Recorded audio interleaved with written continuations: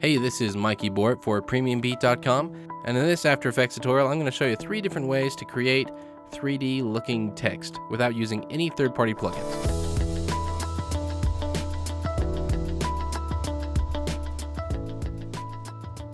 Now, if you're one of the many people out there that have a third-party plugin such as Element 3D or 3D Invigorator to create 3D text, well, you can use those.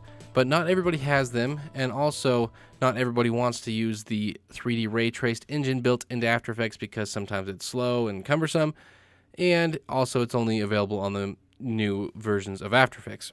So if you have an older version, that may not have it.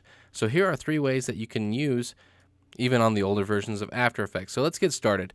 This first one I call pseudo flat 3D, and let me show you how I did that. Let's go to a new composition. Let's call this flat 3D. Okay, and let's first just make a nice background. Let's get a solid, kind of a blue color. And then let's add a kind of a gradient to that. So I'm going to go to Layer, New, Adjustment Layer. I'm going to click and hold and get my ellipse tool.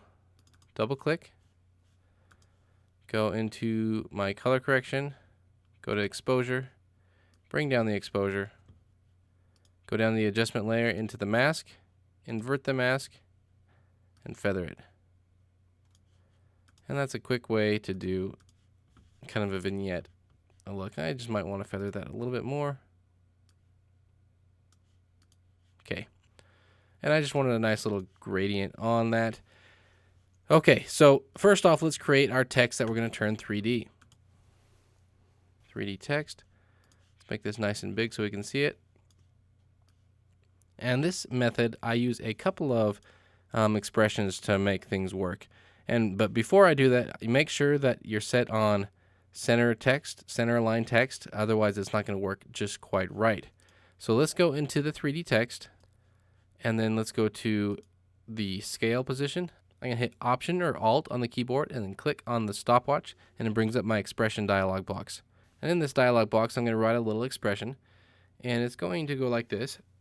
A square bracket, pick whip this first value, and then minus, and let's do a parentheses, -1 plus index, close parenthesis, comma, and then grab this pick whip and grab the second value, and then close with a right square bracket and a semicolon. And then what this is going to do is I can now duplicate this many times and it'll create a 3D look. But before I do that, I've got a little bit more I want to do. I'm going to go to Effect, Color Correction, Tint, and I'm going to tint it completely black. And then I'm going to bring this down to 0, the tint amount. Now let's go into the effects and let's do an expression now on this tint amount. So Option or Alt click on the stopwatch and let's go -1 plus index, and let's times this whole thing by 5.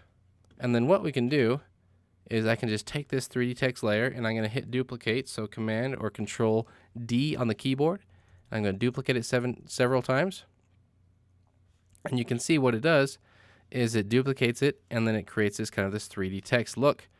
And it's actually not 3D. You can see these are all 2D layers. And to kind of make this even a little bit more standout, I'm going to select all of these lower layers, not the top one, but all the ones below it. And I can come in here and I can change the color of them so they're just a little bit darker. And then now we've got a 3D text look. And so that's just a quick and easy way to do a simple 3D text like this. Now, what are the pros to this? Well, it's fast. It's easy to do. You don't have to worry about cameras and movements. But the cons are you can't move it around in 3D. And if I take this whole thing and move it, it's not going to change perspective at all. And that might be a good thing. That might be a bad thing. So that's the first one. I call this pseudo flat. Let's create another example. Example number 2. Let's call this 3D extrude. And this is going to be a very similar thing, but we're going to actually do it in 3D space. So I'm going to actually just copy and paste this background. Okay, so let's open up our text and say 3D text. And this is changed color, so we'll move that back to white. And with this one, we want to turn it 3D. So let's checkbox that 3D, and we're going to do another expression on this. So we want to do it on the position, so I'm going to just hit P on the keyboard and it brings up my position. Alt or Option click on the stopwatch, and let's write the expression. So square bracket, pick whip that first value, comma, pick whip the second value, comma, -1 plus index. And I do want to go in and put this in parentheses, and then times that by 5, end with a square bracket and a semicolon. And then what this will do is I can duplicate this several times. And again, I can take all these bottom layers and change their color. And it creates this kind of this 3D text. Now, how this is different is if I bring in a new camera,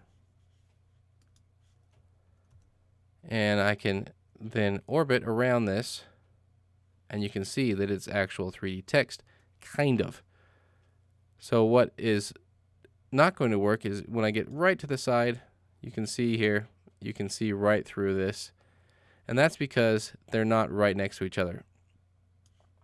And I can create this right next to each other, and how I would do that is let's delete all those.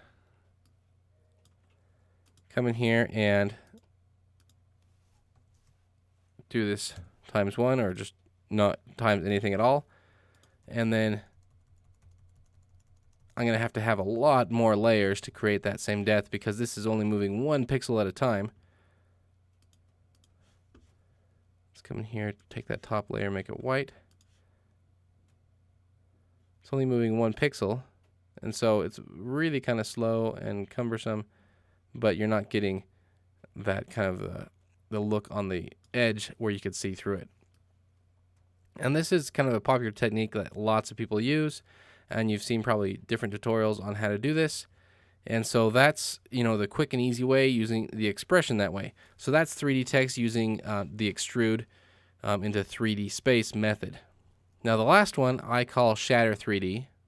So let's go into Layer, and let's again put on that background. So with this one, we need a new solid to apply our filter to. Shatter 3D, and it doesn't matter the color. And let's now also bring in our text, 3D text,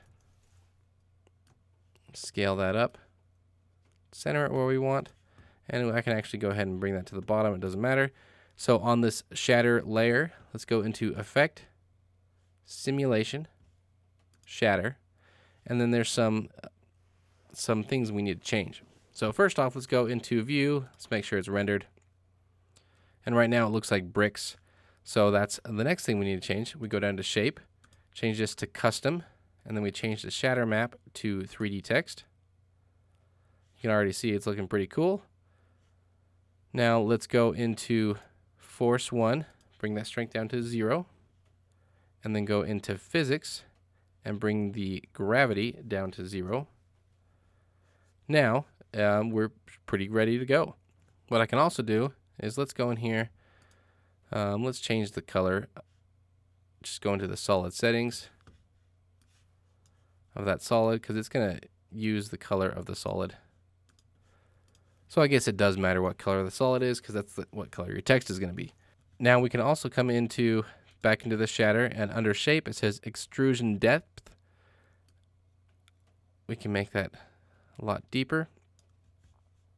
Now in order to navigate this, we need a camera. So let's go to Layer, New Camera. Let's go back into the Shatter 3D, and right here it says Camera System, and I can set that to Comp Camera. So now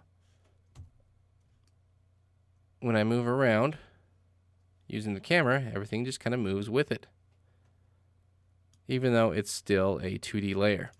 Now we can also add lights to this. So let's add a new light. And what I like to do is I like to parent my light to my camera. Then let's go into the Shatter 3D, go into the lighting, and set the lighting type from first comp light. And we can move around. It's pretty cool. Let's maybe make it so it doesn't extrude quite as far. Now there's some cool things you can do with this since it's connected to this comp light. So I'm going to bring up the lighting options, and I'm going to take the intensity down to negative numbers. Take it to negative 100. And what this does is it creates kind of a reverse look to it. And it almost looks like it's a mirrored finish just by taking the number down to a negative number.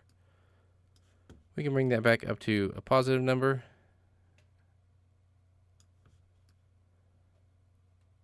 And you can really, increase the light there. But let's just go back to the negative 100 because I think it looks pretty darn cool. Looks like it's mirrored. So, and you can, of course, animate the camera and move around and lots of things. So this is probably my preferred method of creating 3D text without using a plugin. Using the shatter effect, it's built into all of After Effects. So it's not like something you have to buy and download and install. It's just already there. So I hope this has been very helpful. Again, remember there's 3 different ways to create 3D text without using any third-party plugins or even using the built-in After Effects Ray Trace 3D, which some people don't have, and also some people find to be really slow if you don't have an NVIDIA or a CUDA-enabled card. But again, it's using this flat method where I just scaled it inwards. There's the 3D extrude where I moved it in Z space 1 pixel at a time. And then there's using the shatter method. So I hope you learned something great. If you have any questions, put them down in the comments. I'd love to answer them for you. And if you have a need of some stock music or some stock sound effects, check out premiumbeat.com. They've got a wide selection and some really great stuff.